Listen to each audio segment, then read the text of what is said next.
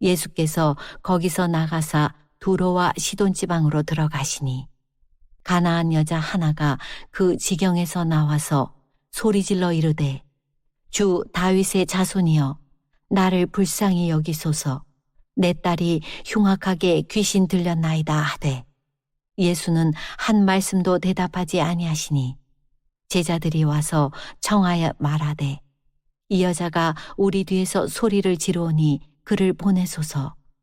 예수께서 대답하여 이르시되 나는 이스라엘 집에 잃어버린 양 외에는 다른 데로 보내심을 받지 아니하였노라 하시니 여자가 와서 예수께 절하며 이르되 주여 저를 도우소서. 대답하여 이르시되 자녀의 떡을 취하여 개들에게 던짐이 마땅하지 아니하니라.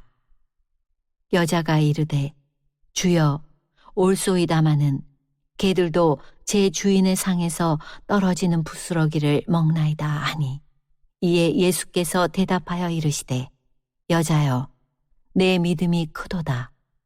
내 소원대로 되리라 하시니 그때로부터 그의 딸이 나으니라. 2021년 한국 반려동물 보고서에 의하면은 국내 반려 가구 수는 604만 가구, 반려 인구 수가 1,448만 명이랍니다. 전체 인구의 29.7%가 반려동물을 키우고 반려동물 그 가족이라는 거죠. 왜 그렇게 반려동물이 많을까? 분석은 다양하겠죠. 그러나 가장 큰 분석은 우리가 추구했던 돈, 우리가 추구했던 권력, 우리가 갖고 싶었던 하는 것들을 가졌지만 우리 인생은 쓸쓸했고 우리 인생은 애롭다는 것이죠. 그래서 점점 사람들은 상처를 받고 있고 쉽게 분노하고 쉽게 애로워한다는 것입니다. 그래서 살면서 만족하고 기뻐하는 사람은 줄어들고 온 마음에 분노와 악한 마음으로 가득 차서 이 땅을 살아가는 동안 힘겨워한다는 것입니다. 우리 주변에 연약한 사람을 보고 그들을 돕고 그들에게 사랑을 베풀기보다는 더욱더 우리보다 더 많은 돈과 위치와 권력을 가지고 살아가는 사람들을 바라보면서 많은 마음의 박탈감을 갖고 애로워한다는 것이죠. 그렇게 하면서 계속 살아가는 것입니다. 그리고 더욱더 우리 인생을 살다 보면 수많은 문제들이 발생합니다. 우리가 생각하지 못하는 많은 어려움이 우리 삶을 가로막게 되는 겁니다. 살면서 노력으로 해결하면 우리가 너무너무 기쁠 것입니다. 그러나 문제는 노력으로 해결해야 됩니다만은 노력을 해도 해결되지 않는 문제가 너무 많습니다. 그 해결되지 않는 문제 앞에 서보면서 절망하게 되면 많은 사람은 두려움에 빠지게 됩니다. 절망에 매이게 되는 것입니다. 문제를 바라보면서 문제에 잡혀서 살게 됩니다. 그런데 그렇게 살아가는 사람만 있는 것이 아닙니다. 애롭고 힘들지만 어떤 사람은 그 고난 중에도 하나님에 대한 믿음을 달리해가고 믿음을 키워가는 사람이 있다는 것입니다. 예수님 당시도 마찬가지입니다. 예수님의 소문을 들었습니다. 예수님의 말씀을 들었습니다. 그래서 어떤 사람은 호기심이 생겼습니다. 예수님 얼굴을 보고 싶었습니다. 그리고 자기 생각으로 판단해서 예수님에 대해서 오해도 많이 했습니다. 그러나 어떤 사람은 예수님에 대해서 말씀을 듣고 예수님의 소문을 들었는데도 그들은 믿음이 자라가는 사람이 있었습니다. 그 속에 믿음이 생기는 사람이 있었다는 거죠. 오늘도 인생을 살면서 수많은 고통 가운데 상처받고 좀 표현이 그렇습니다만 이 비로물로무 세상을 저주하고 사람을 의심하고 그러면서 좌절하며 살아가는 사람이 많습니다. 그러나 인생의 고통과 어려움 속에서도 믿음이 자라고 더욱더 책임감을 강하게 하고 사람을 불쌍히 여긴 사람이 있습니다. 힘들고 어려운 사람을 사랑의 눈길로 점점 바라보고 그들의 아픈 마음을 감싸주는 사람이 있다 하는 것입니다. 오늘 본문에 예수님은요 이방 땅 두로 시돈 지방으로 가셨습니다. 제자들과 함께 갔습니다. 지금 시리아 레바논 지역이에요. 그러니까 이스라엘에서 예수님께서 두로 시돈 지방에 갔습니다. 오늘 이 본문은 이 두로 시돈 지방의 여인이 한 사람 나오는데 마태는 뭐라고 말하냐면 가나안 여인이라고 보고를 합니다. 마가복음에도 7장에 나와 있는데 이 여인을 수로보니게 여인이라고 말합니다. 시리아 페니키아 여인이라는 거죠. 그곳이 옛날에 장사가 발전된 겁니다. 그래서 굉장히 부자들이 많이 살았어요. 이 여자가 그렇게 부자인가 아닌가는 말하고 있지 않습니다. 그런데 이 여인에게 사랑하는 딸이 있는데 이 여인의 딸이 귀신 들려서 미쳐가고 있었습니다. 그 여인의 인생은 이 딸의 인생과 맞물렸기 때문에 딸이 고통 중에 있으니까 자기 인생은 다 절망의 나락으로 떨어질 수밖에 없죠. 사랑하는 딸이 죽어가고 귀신 들려서 사람들에게 조롱거리가 될 때 자기가 무엇을 먹어서 기쁘겠습니까? 무슨 옷을 입어 기쁘겠습니까? 무슨 일을 한다라고도 좋아하겠습니까? 그래서 그의 인생은 너무너무 문제에 사로잡혀서 고통 가운데 살고 있습니다. 흉악한 귀신 들렸다고 말합니다. 본문 22절을 한번 보겠습니다. 이 여인이 예수님께 나왔습니다. 예수님 앞에 엎드렸습니다. 같이 읽죠. 시작. 가난한 여자 하나가 그 지경에서 나와서 소리질러 이르되 주 다윗의 자손이여 나를 불쌍히 여기소서 내 딸이 흉악하게 귀신 들렸나이다 하되 아멘. 소리 질렀다고 하는 것은 한 번 지르고 말았단 말이 아니고 오너에 보면 계속 반복해서 큰 소리로 바디메오가 예수님을 찾았던 것처럼 강력하게 소리 지르고 있다는 거죠. 왜 소리 지릅니까? 병원 찾아가야지. 수없이 병원 찾아가고 있습니다만은 해결이 안 됐습니다. 돈도 다 탕진했을 것입니다. 소리 질렀다는 말은 그냥 소리 질렀다는 것이 아니고 예수님을 다른 눈으로 보기 시작했다는 거죠. 사람은요 어떤 일을 할 때 행동을 할 때 그 행동이 어떤 자기에게 유익이 되고 어떤 좋은 결과가 오지 않으면 하지 않습니다. 맥없이 일하지 않는다 이 말이죠. 많은 사람들은 왜 예수님 앞에 나오지 않습니까? 왜 우리는 예수님 앞에 나옵니까? 예수님 앞에 나올 때 우리 인생에 우리의 문제가 우리의 그 치부라고 할 수 있는 부분과 우리의 답답한 문제들이 해결되기 때문에 나오는 겁니다. 그래서 이 여인의 외침이 중요하다는 것이죠. 이 여인은 오늘 부르짖고 있습니다. 자기의 딸이 어둠에 매여서 죽어가고 있다는 것입니다. 여러분 이 시대에 귀신 들린 것이 무엇일까요? 귀신 들린 딸이 무엇일까요? 오늘 지금 수로보니게 여인의 딸을 얘기하려고 한 게 아닙니다. 물론 그때 그 얘기를 했지만 오늘 여러분과 저는 지금도 내 마음대로 세상을 살아가는 것이 아닙니다. 우리 앞에 있는 수많은 문제들이 내 삶을 이렇게 붙잡아 버린다는 것이죠.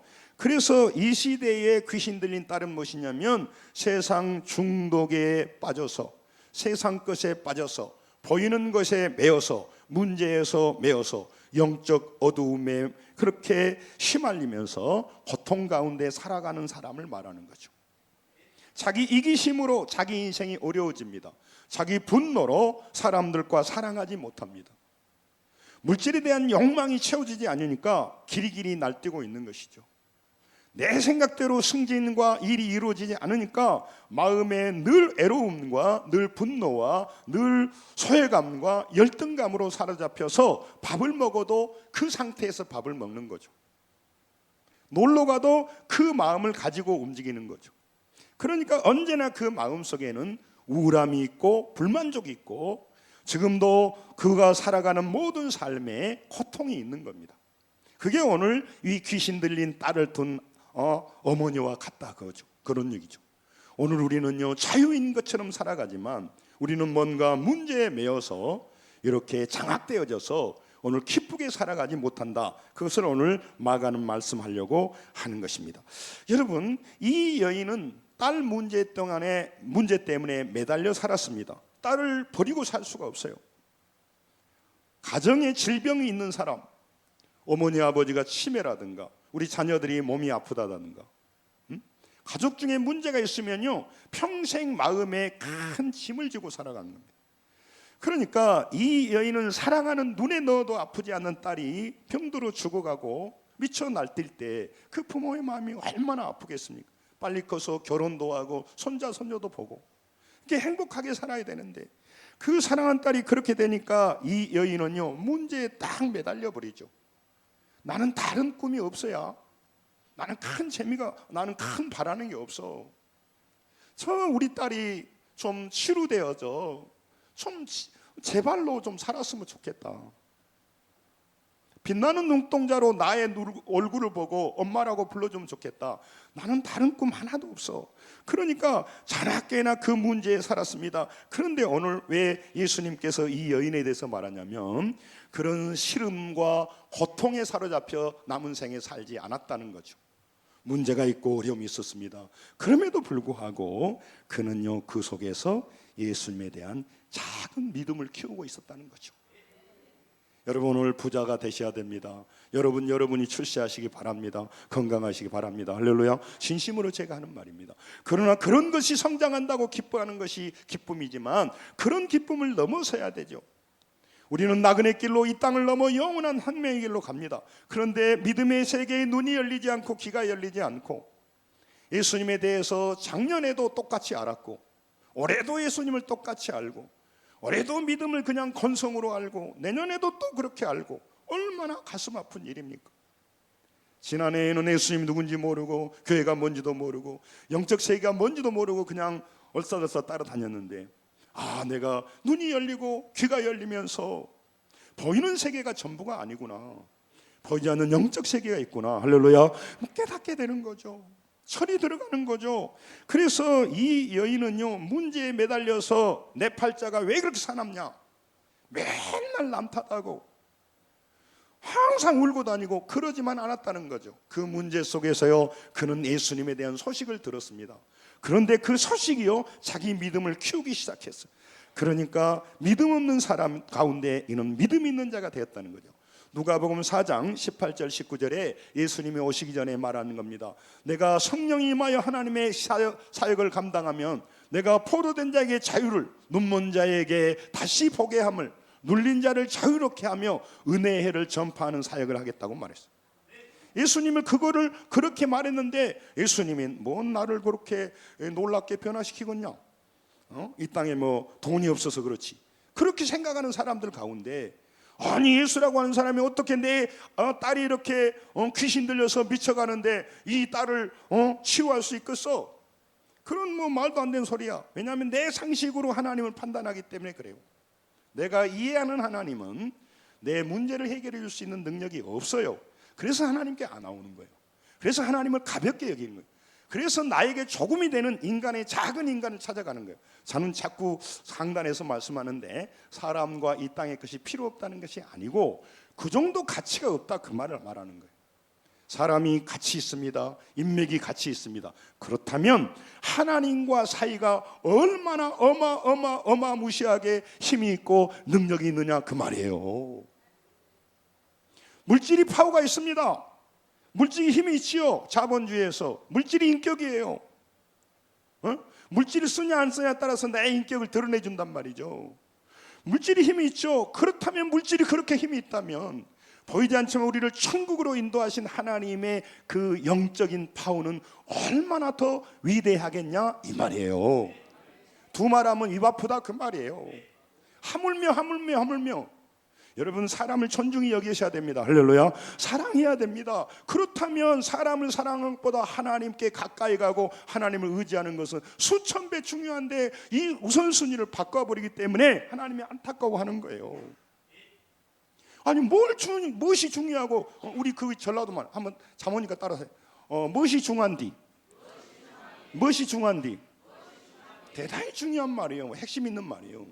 나는요, 다른 데서 목회 안 하고 전라도에서 목회하는 게 너무너무 기뻐요. 사투리 허벌나게 써버려도 되잖아요. 다른 데는요, 금방 눈빛이 달라버려. 목사님이 아주 전라도 사투리 나 섬기려고 못하거든. 어디 출신이야? 나 경상도 사람이야. 여러분, 고통 가운데 어떤 사람은 점점 위축돼가고 남 탓하고 쪼그라들고 세상의 힘을 의지하고 사람 찾아다니고 그렇게 애로움에 빠져갈 때 이 여인은요, 예수님에 대해서 소식을 들었는데 그 예수님은 다윗의 자손이고 나의 문제를 해결할 뿐만 아니라 내 사랑하는 딸의 문제를 해결해 줄 수 있다는 믿음이 점점 자라기 시작했어요. 지금도 믿음이 자라가는 사람이 있고 매일매일 날이 새고 달이 가면서 어떤 사람은 점점 믿음이 없어서 세상을 닮아간 사람이 있다는 거죠.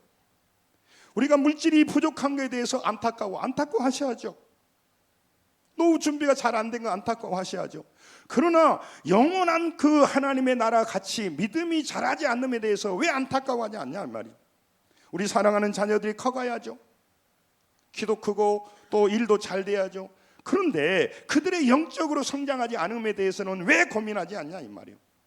WHO라고 세계보건기구에서요, 옛날에는요 건강을 말할 때 육체적, 신체적, 정신적 이 부분이 건강한 상태를 건강이라고 했어요. 지금은 영적 건강이 들어가 있어요.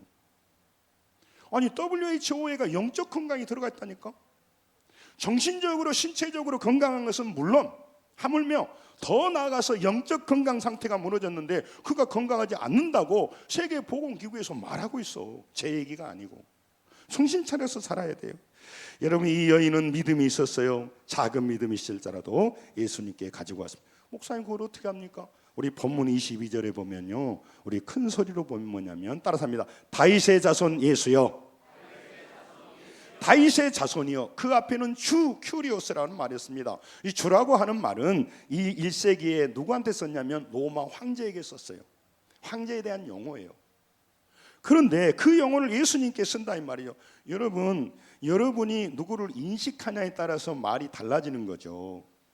조금 우리가 조금 이렇게 우리 그 사람을 높이기도 하고 일본 말로 훅가시를 쓸 수도 있는데 내 마음이 그렇지 않는데 그렇게 할 수 없어요. 대부분 제자들도 선생님, 납비라고 불렀다. 용어가 굉장히 중요해요. 아이들이 막 장난으로 그러잖아요. 엄마 아빠 하다가 성질나면 아줌마 자기가 그러잖아요. 엄마한테 아이고 아줌마 막 그러잖아요. 농담으로 하는 말이죠. 그게 굉장히 중요한 언어예요. 중요한 언어예요. 여러분, 이 여인은요, 많은 사람은 나사렛 예수라고 말하고 약간 미친 사람이라고 말하고 선동가라고 말하죠. 지금도 마찬가지요. 예수는 4대 성인이죠. 내 바쁘고 내 질병에 고통스러운데 예수 믿어서 못 오게, 이 무더운 여름날 교회 가서 못 오게. 그런데 예수를 제대로 안 사람은요, 오늘 나는 사람만 만나고 가지 않으리라. 나는 물질만 만나고 관리하지 않으리라.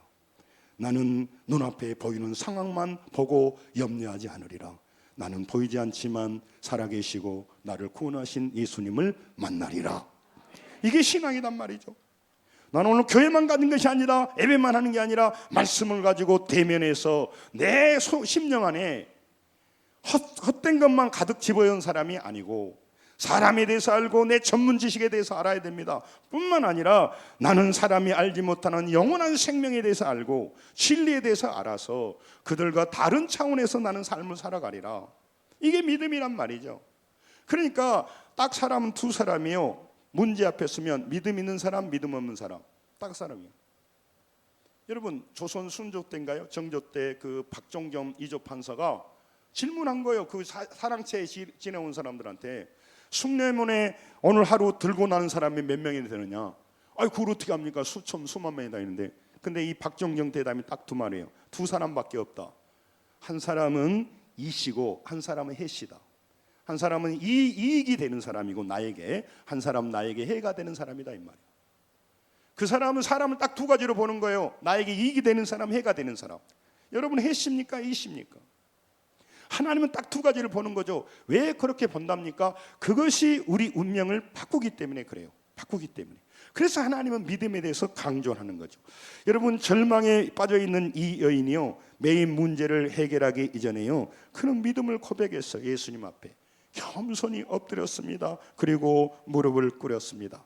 오늘 이 본문은 뭘과 관련돼서 말하고 있냐면 그 전에 바리새인들과 그 정결 문제로 서로 얘기를 했어요. 예수님이 뭘 말하려고 하냐면 마가를 통해서, 마태를 통해서 무슨 얘기하려고 하냐면, 그 많은 사람들은 예수님을 보고도 예수님이 누군지 알지 못해서 그 사람들은 예수님의 허물과 잘못을 지적하려고 하는 거예요. 판단하려고 하는 거죠. 그리고 자기의 이성, 자기의 상식, 자기의 이해하는 부분이 너무 짧아, 한계가 있어. 그런데 하나님은 위대하시고 그들의 이해 밖에 있는 일을 하니까 그들은 무시해버리는 거야. 자기 한계 용량이 받아들이지 못해. 그래서 자기가 이해하지 못하니까 엎드려서 주님, 저는 이해하지 못하니까 이해시켜 주시고 저의 이 영적인 눈을 열어 주셔야 되는데, 에이 나사렛 촌놈이 뭐 무시해 버리는 거예요. 지금도 교만한 사람들은요, 하나님 앞에 와서도 자기의 이해의 한계, 자기 상식의 한계를 예수 그리스도를 딱 잘라버리는 거예요, 말씀을 들을 때. 그러니까 믿음이 더욱더 전진이 안 돼, 성장이 안 돼. 저건 상식이 안 맞아, 저건 말이 안 돼. 그러니까 자기 수준에서 하나님을 못 만나버리는 거죠. 여러분, 우리는요, 우리가 이해하는 것 중요하지만 하나님은 우리의 이해 수준에서도 모든 일을 하시지만 이해를 넘어서서 위대한 용량, 여러분과 제가 용량 처리 능력이 떨어진다고 제가 지난주 오후에 말씀드린 따라하면, 믿음은 정보 처리 능력입니다. 제가 한 말이에요. 여러분, 우리가 믿음이 성장한 만큼 우리 안에 문제와 어려움이 올 때 이걸 처리하고 이해하고 이걸 해석하는 능력이 달라져요. 그러니까 인간적인 사람은 조그만 걸 와도 그거를 받아들이지 못해서 원망하고 그 마음에 섭섭히 여기고 좌절하고 넘어져 버리는 거죠. 그래서 그 인생이 어려워져 버리는 거예요. 여러분, 예수님께 왔는데 바리새인들은요, 자기들의 그 생각으로 자기의 능력을 넘어서면요, 예수님을 판단하고 예수님에 대해서 멸시해 버리는 거예요. 그러나 이 여인은요, 이방 여인입니다. 시리아 페니키아 여인입니다. 이 여인은 자기의 딸이 귀신 들려 죽어가고 있습니다. 힘도 없고 빽도 없습니다. 그런데 예수님에 대해서 들었습니다. 그런데 이 여인은, 예수님은 자기 문제를 가지고 가면 반드시 해결해 주시는 전능하신 하나님이십니다. 이런 믿음이 있었어요. 믿음이 있었어요.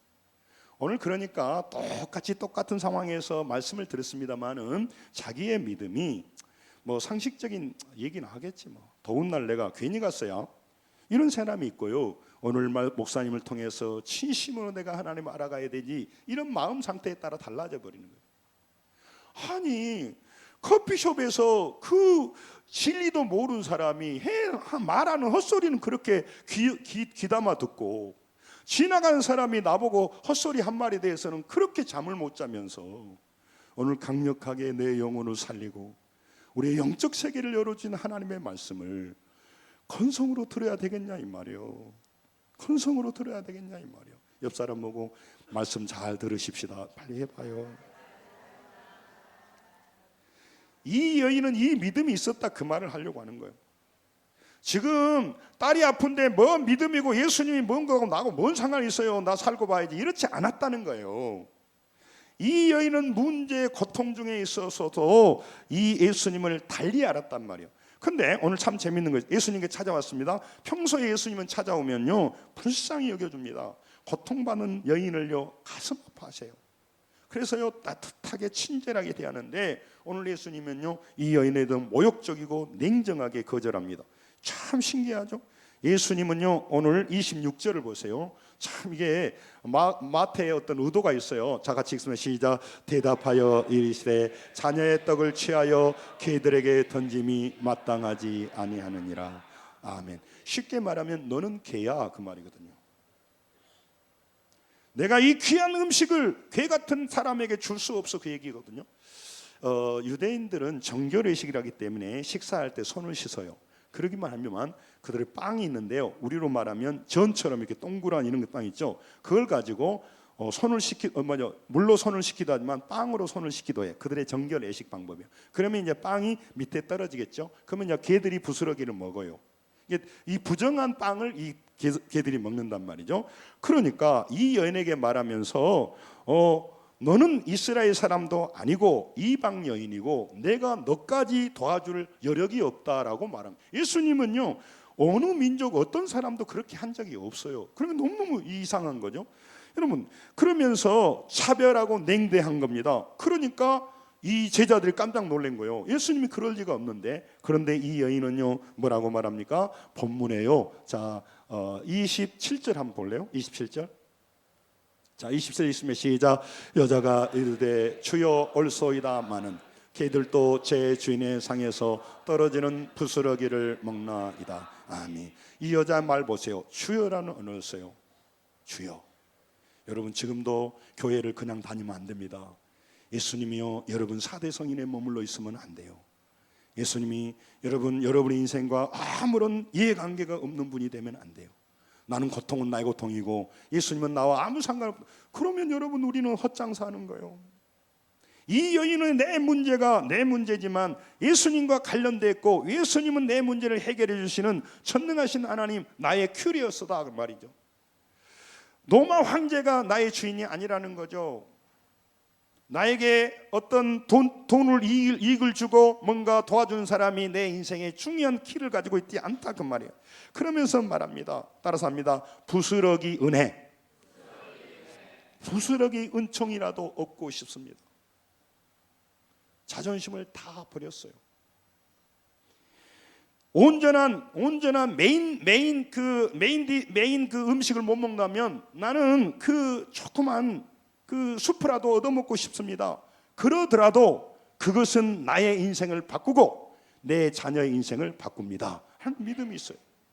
엄청난 믿음을 가지고 있단 말이에요. 그러니까 예수님이요, 이 마태복음에서도요 몇 명 믿음이 좋다고 말했는데 이 여인에 대해서 말하는 겁니다.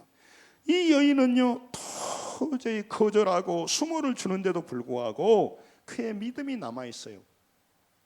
여러분, 왜 우리가 건성으로 사람을 대할까요? 왜 우리가 하나님 앞에 더 가까이 가지 못할까요? 그분에 대한 믿음이 약하기 때문에 그래요. 내 문제가, 내 어려움이 이렇게 심각한데 이 어려움은 내 수준에서 내가 해결해야지, 내 짐을 누가 져주겠어, 이렇게 생각하기 때문에 그래요. 사람한테는 기대하지 마십시오. 그러나 하나님은 우리의 영적인 아버지가 되셔서 죄에서 구원하여 영원한 생명으로 가도록 하기 위하여 십자가에 죽으시고 부활하셨습니다. 그래서 여러분과 저의 인생을 인도해가는 아버지십니다. 그분은 사랑이 한량없기 때문에 우리의 무능력함에도 불구하고, 우리가 헌금을 많이 못할 수도 있고 우리가 충성을 못할 수가 있어도 우리를 불쌍히 여긴단 말이죠. 부모가 되보면요, 10명의 자녀가 있으면 부모 어떤 선물 많이 안 사줘도요 안타까워 생각하는 거죠. 하나님은 그래서 그렇게 된단 말이에요. 그래서 이 여인은 예수님 앞에 나갔습니다. 불쌍히 여겨달라고 눈물을 흘렸습니다. 자기 절망을 알았어요. 의사를 찾아가 봤습니다. 돈으로 해결해 보려고 했습니다. 삼촌, 고모, 이모 다 찾아가면서 제발 우리 딸 좀 살려주라고 해요. 아무런 소용이 없었어요. 그러나 알았어요. 사람이 나의 구원자가 아니구나. 사람과 좋은 상황을 같이 잘 지내야 되지만 사람은 내 인생에 영향을 미칠 수 없구나. 그러나 저 나사렛 예수, 저분은 인간이 이기 전에 하나님이시기 때문에 저분을 만나면 내 문제가 해결된다. 그것이 오늘 믿음이에요. 여러분, 돈이 없는 게 억울한 게 아니고 이 믿음이 없는 게 억울하지 않습니까? 이 믿음이 없는 게, 이 믿음이 있어야 오늘 문제가 해결돼. 오늘 마태를 통해서 이 수로보니게 여인에게 말한 이유는 뭐냐면 우리 인생의 문제가 어떻게 풀려가느냐, 이 시스템을 보여주는 거죠. 여러분, 우리 인생의 문제의 솔루션이 뭔가를 보여주는 거예요. 문제가 걸리면 어떤 방식으로 문제를 해결해야 될까? 보통 사람은 어떻게 할까요? 계속 근심하죠. 아침 저녁 계속 근심하죠. 그리고 이제 누구 탓으로 하는 거죠. 그리고 이제 옆에 있는 커피숍에 가가지고 누구 친구 불러서 계속 이제 막 이런저런 얘기하는 거죠. 그리고 방법 없어. 그들이 문제를 해결한 방법이요. 그러나 하나님 앞에서 우리가 문제가 걸리면 그 문제를 가지고 믿음으로 가서 반드시 예수님을 대면하면 예수님은 내 문제를 해결해 주신다. 내 자녀의 문제를 해결해 주신다. 이 문제를 경험해 봐야죠. 경험 안 해본 사람은 다 입 아픈 소리요. 그러니까 그는 맨날 주야장창 염려만 해. 그리고 커피숍에 앉아서 계속 사람 얘기만 해. 그리고 그러면 안 되는데, 그러니까 잘 돼야 될 텐데, 나서야 될 텐데, 그러니까 내가 이런다니까 맨날 그 소리만 하고 있어. 그래서 인생이 풀려가는 원리를 말하려고 한단 말이죠. 여러분, 구원이 어떻게 일어나는지를 말해주는 구체적인 모범 답안이 오늘 본문이요. 28절 읽겠습니다. 28절 자 같이 읽습니다. 시작. 이에 예수께서 대답하여 이르시되 여자여 내 믿음이 크도다. 내 소원대로 되리라 하시니 그때로부터 그의 딸이 나으니라. 아멘. 여자여 뭐가 크라겠어요? 네가 돈보따리 많이 가지고 왔구나. 여자여 네가 인내가 강하구나. 여자야 네가 자존심을 다 버렸구나, 그렇게 말하잖아요. 믿음이 크도다 말한단 말이죠. 우리는요, 믿음이 크면 역사가 일어난다는 말을 잘 못 믿고 뭔가 돈을 많이 가지고 하고 무슨 명의를 만나고 뭐 해야 된다고 생각하는 거예요. 여러분, 그게 잘못됐다는 게 아니고요. 여러분, 왜 믿음이 크냐면요, 하나님 우리를 사랑하시기에 우리 노력으로 하는 일이 있습니다. 노력을 해야 돼요. 그러나 노력으로 안 된 부분이 있어요. 그걸 통해서 우리는 하나님을 만나고 영적 세계로 입문하게 되는 거예요. 그러니까 어려움이 와야 그 사람이요, 어려운 방법을 자기 머리로 잔머리 굴려봐야 안 돼. 그러니까 그때 그러면은 돌아서서 와야 되는데 안 와. 그래서 오늘 하나님께서 말한데, 이 여인은 왔다 그 말이에요. 이 여인은 딸의 문제 앞에서 상식대로만 살지 않았어요. 상식이 뭐예요? 병원 찾아가는 거죠. 이 여인은요, 인간적인 방법으로만 살지를 않았어요. 절망의 현실에서요, 절망만 키워가지 않았어요. 나사렛 예수시란 말을 듣고 따라서 합니다. 크게 믿음을 키워갔습니다. 이게 중요하단 말이죠. 믿음을 키워가는 일이 중요하단 말이에요. 그래서 다른 부자보다 좀 표현이 그렇습니다만 믿음 부자가 돼야 인생이 바뀐다 그 말이에요. 할렐루야. 그런데 이 믿음이라고 하는 것은 이 시스템으로 가야 돼. 겸손히 엎드려야 돼요. 자기 이해 한계를 넘어서 하나님과 대면하고 그분 앞에 엎드려야 돼요. 그분 앞에 무릎을 꿇어야 돼. 사람한테 무릎 꿇지 마시기 바랍니다. 여러분, 물질에 무릎 꿇지 마시기 바랍니다. 사람과 질병에 무릎 꿇지 말기 바랍니다. 그러나 주님한테는 겸손히 무릎을 꿇으십시오. 엎드리십시오. 이게 신앙이에요. 그러니까 이 여인이 뭐냐면 예수 앞에 나왔을 때 본문 한번 다시 보세요. 본문 앞에 뭐라냐면요, 25절에요. 여자가 와서 예수께 뭐라죠? 예수께 뭐라고? 절하였단 말이에요. 우리 같은 절했단 말이 아니고 경배했단 말이에요. 프로스쿠네오라고, 이게 예배했다는 거예요. 그러니까 믿음으로 예수님을 만났다 그 말이에요. 교회 와서 예배를 하지만 4대 성인으로 예수를 알고 예배하면 자기 인생에 nothing, 아무것도 없어요. 그 다음에 그는요, 그 마음에 근심과 문제에 사로잡혔기 때문에 예배 하나만 와요. 물론 하는 거 좋겠지만 여러분, 그분을 대면해야 돼요. 할렐루야. 살아있는 동안 대면해야 돼요. 그래서 이 여인의 믿음을 봤어요. 그러니까 이 믿음을 보고 예수님께서 아까 28절에 여자여 내 믿음이 크도다 하고 그 딸을 살려줬단 말이에요. 딸을 데려온 것도 아니에요. 딸은 집에 있고 자기가 나갔어. 그런데요, 이 여인이요, 중요한 표현을 하는데요, 이 여인이 뭐라고 말하냐면요, 내 어린 딸을 불쌍히 여기소서 그런 게 아니고 나를 불쌍히 여기소서라고 그래요. 참, 이 귀한 말. 좀 이거 중요한 말입니다. 믿음이라고 하는 것은 이해되지 않는 구원의 길을 겸손한 마음으로 이해하고자 몸을 낮출 때 베풀어 주신 하나님의 은혜와 하나님의 구원이에요. 여러분, 그러니까 하나님 앞에 겸손히 엎드려야 돼요. 왜 우리가 하나님의 것을 다 이해하지 못하냐면 우리의 수준이 하나님의 것을 다 이해할 만큼 용량이 안 돼. 우리의 뇌와 우리 모든 것이. 그러니까 많은 바리새인들은 자기 용량에 맞게끔 무시하고 판단하고 그냥 버려버리는 거야. 그런데 겸손한 사람은 주님, 나는 내 머리와 내 용량이 그렇게 안 됩니다. 주님, 내게 믿음의 이 놀라운 비밀을 알도록 내 마음을 열어주옵소서. 그렇게 고민하는 거예요. 여러분, 오늘 우리 인생도 마찬가지입니다. 병들었고 문제에 매여 사는 그 다양한 고난만이 우리의 현실이 아닙니다. 중요한 말입니다. 여러분, 우리가 처한 현실만이 현실이 아니에요. 하나님, 따라서 합니다. 하나님이 우리의 현실입니다. 이게 중요한 말이에요. 오늘 핵심이에요. 우리의 상황만이 우리의 상황이 아니란 말이에요. 문제만 우리만이 아니란 말이에요. 딸이 병들어 죽어간 것만이 내 삶이 상황이 아니라 내가 믿음을 가지고 있다면 하나님이 나의 상황이 되시고 하나님 나의 현실이란 말이죠. 나의 한계가 지금 현실의 한계가만이 아니란 말이죠. 하나님에 대한 우리의 믿음이 우리의 한계예요. 중요하면 따라합니다. 나의 믿음이 나의 한계입니다. 그러니까 믿음이 없는 사람은 그 정도에 내려 써버리는 거예요. 아마 안 되겠는데 죽어야지 뭐, 방법이 뭐 있겠어? 나 같은 놈이. 예?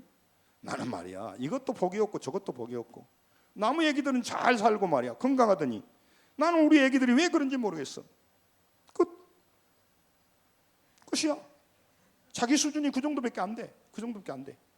내가 한번 돈 벌겠어요. 내가 무슨 뭘 하겠어요. 내 수준이 다 그래요. 자기가 그 보이는, 저는 창세기 28장 이 말씀을 저는 늘 반복하는데 28장 16절에요. 야곱이 잠을 깨어 여기 일어나서요. 큰 소리로 이제 끝나가니 큰 소리 봐요. 여호와께서 과연 여기 계시거늘 내가 알지 못하였도다. 누가 몰랐어요? 지가 몰랐지. 지가 몰랐어.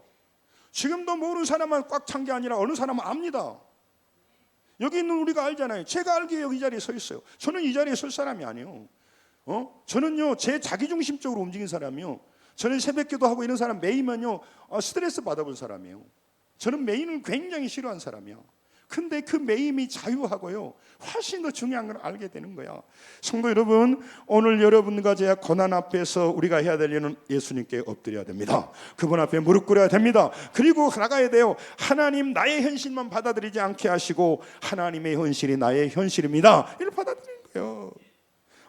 지금 내 문제 앞에서 어려워하는 것만 현실이 아닙니다. 이 얘기죠. 내 문제를 하나님 앞에 올려드립니다. 주님, 내 문제를 바꾸어 주시고 내 딸의 문제를 해결하여 주옵소서.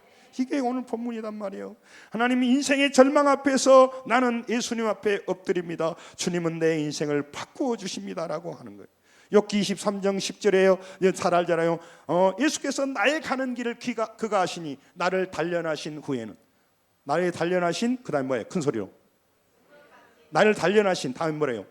후에는. 그러니까 단련하신 후에가 있어야죠. 단련하신 후에라고 하는 이 원어적 의미는요 과정을 지났다 그 말이에요. 그러니까 단련하신 것은 후회를 준비해서 순금같이 나오게 하기 위한 전초전인데 지금을 다 전반 모든 걸로 봐버리니까 지금 절망해버리고 낙심해버리는 거예요. 나는 지금 단련하신 후회를 향해 가고 있는데, 지금 이해하시죠? 생각하고 들으시죠? 그러니까 나는 단련하신 후회를 달려가는데 지금 단련한 것으로 결론을 딱 내려버린다니까. 그게 악함이에요. 그게 문제인 거예요. 나는 단련하신 후회를 나가서 따라합니다. 내가 누가 순금같이 되어 나오리라. 할렐루야. 단련하신 후회라고 하는 것이 지나야 순금같이 된단 말이죠. 그래서 이 흉악한 여인이 귀신 들렸습니다. 인간의 능력이 부족하기 때문에 문제를 바라볼 때 자기 수준에서 판단해 버립니다. 자기 이성에서 무시해 버립니다. 이게 바리새인이에요. 그러나 이 여인은요, 주님, 나는 믿음으로 하나님 앞에 엎드립니다. 이해가 안 됩니다. 나는 왜 이 일이 나한테 있는지, 우리 애기가 왜 아픈지 다른 애기가 안 아프고 이해가 안 됩니다. 그러나 나는 아버지 앞에 엎드리겠습니다. 이해가 되지 않지만 하나님은 아버지께 나오면 그 문제를 해결해 준다는 나는 믿음이 있습니다. 이 믿음이 착각이 아니죠? 물어보는 거죠. 착각이 아니죠? 물어보는 거예요. 그래서 기도를 오래 하는 거죠. 그러면서 하나님을 대면하게 됩니다. 그래서 28절에 뭐라고 했어요? 이 아이가요 나았다니까요. 응? 내 소원대로 되리라. 그 말이 뭐예요? 따라서 내 믿음대로 되리라. 여러분, 믿음만큼 내 인생이 바뀌어요. 이걸 뭐라고 하지? 이거 뭐라고 하지? 이게 미끄러 이렇게 올라갔다 내려갔다. 예? 시소인가? 그러니까 이게 두 개 갖춰야 돼. 믿음이 이쪽으로 무거우면 내 인생에, 근데 이게 없어. 내가 시간이 없어서 그래. 여러분, 굉장히 중요합니다. 마치려고 합니다. 여러분, 딸이 어둠 매여서 고통 중에 있었어요. 이 귀한 여인이요, 이 믿음이 죽어가고 문제만 메워버린 게 아니라 믿음이 성장한 거예요. 그래서 칭찬받는 여인으로 바뀌고 있는 거예요. 그래서 내 여인아, 내 믿음이 크도다. 우리 성도님들 힘들고 어렵죠. 여러분, 무더운 여름 살기가 힘드시죠. 그래서 문제만 붙들고 성질만 나고 나는 왜 이렇게 팔자가 사납사냐, 그렇게 하지 마시고 여러분, 그 과정 속에서 믿음을 성장시키고 믿음이 자라가서 나를 단련하신 후에는 내가 순금같이 나오리라. 할렐루야. 이런 간증자로 살아가야 될 줄로 믿습니다. 이게 중요한 거. 히브리서 11장 8절 보고 마칠게요. 마가복음 9장 23절 읽고 같이 읽습니다. 시작. 믿음으로 아브라함은 부르심을 받았을 때 순종하여 장래 유업으로 받을 땅에 나아갈 때 갈 바를 알지 못하고 나갔습니다. 갈 바를 알지 못하고 나갔어요. 그런데 왜 나갔을까요? 그는 어디로 가느냐, 무엇을 하느냐, 어떤 일이냐는 몰랐어. 근데 그가 아는 것이 있다니까요. 하나님이 누군지를 알았어요. 하나님이 내 인생을 어떻게 인도한지를 분명히 알았기 때문에 하나님 붙들고 가는 거죠. 저도 어렸을 때 어머니 또 누나들 이렇게 따라다니면요, 제가 걱정 안 해요. 그분들이 알아서 밥 줄 것이고, 그분들이 알아서 뭐 해줄 것이고. 나는 할 일이 아주 어렸을 때 때만 쓰면 돼. 때만 쓰면 돼. 때만 쓰면 되는 거예요.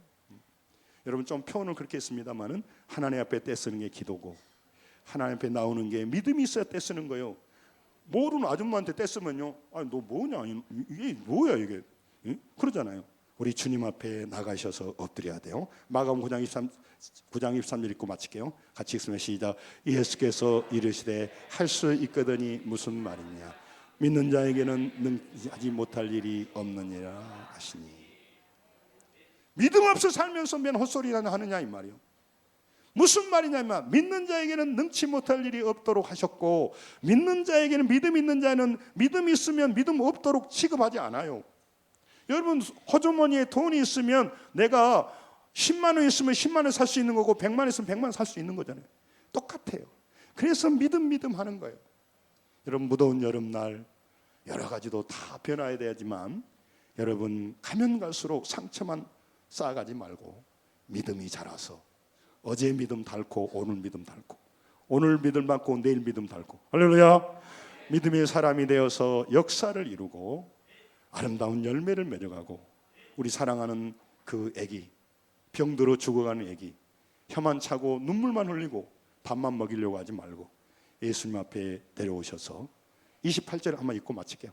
아까 본문 28절, 본문 28절. 자 읽습니다. 시작. 이에 예수께서 대답하여 여자여 내 믿음이 크도다, 내 소원대로 되리라 하시고 그때로부터 그의 딸이 나은 인생이 되길 주의 이름으로 축원합니다. 기도하겠습니다.